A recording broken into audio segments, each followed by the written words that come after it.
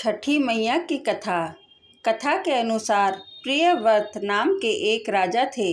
उनकी पत्नी का नाम मालिनी था। राजा प्रियव्रत और उनकी पत्नी मालिनी संतान सुख से वंचित थे। इस बात से राजा रानी काफ़ी दुखी रहते थे। एक दिन उन्होंने संतान प्राप्ति के लिए महर्षि कश्यप से पुत्रेष्टि यज्ञ करवाया।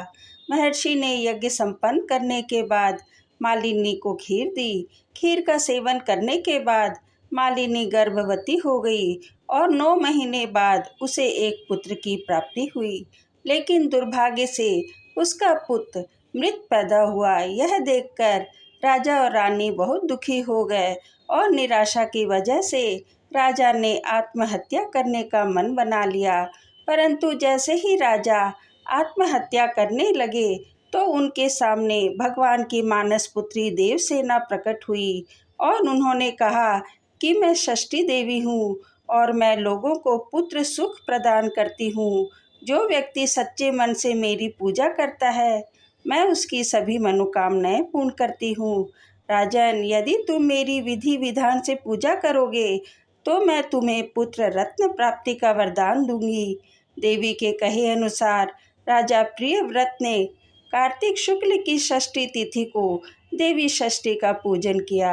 इस पूजा के फलस्वरूप रानी मालिनी एक बार फिर से गर्भवती हुई और ठीक 9 महीने बाद उन्हें एक सुंदर पुत्र की प्राप्ति हुई। कहते हैं तभी से छठ पर्व मनाए जाने की परंपरा शुरू हुई। इस पर्व से जुड़ी एक और कथा है जिसके अनुसार महाभारत काल में जब जुए में पांडव अपना सारा राजपाट हार गए थे तब द्रौपदी ने छठ व्रत रखा था। द्रौपदी के व्रत से प्रसन्न होकर षष्ठी देवी ने पांडवों को उनका राजपाट वापस दिला दिया था। वहीं एक अन्य पौराणिक कथा के मुताबिक महाभारत काल में सूर्यपुत्र कर्ण ने सबसे पहले सूर्यदेव की पूजा की थी और कहा जाता है कि घंटों पानी में खड़े होकर कर्ण सूर्य को अर्घ्य देते थे। सूर्यदेव की कृपा से कर्ण एक महान योद्धा बना था। आज भी छठ में अर्घ्यदान की यही परंपरा चली आ रही है।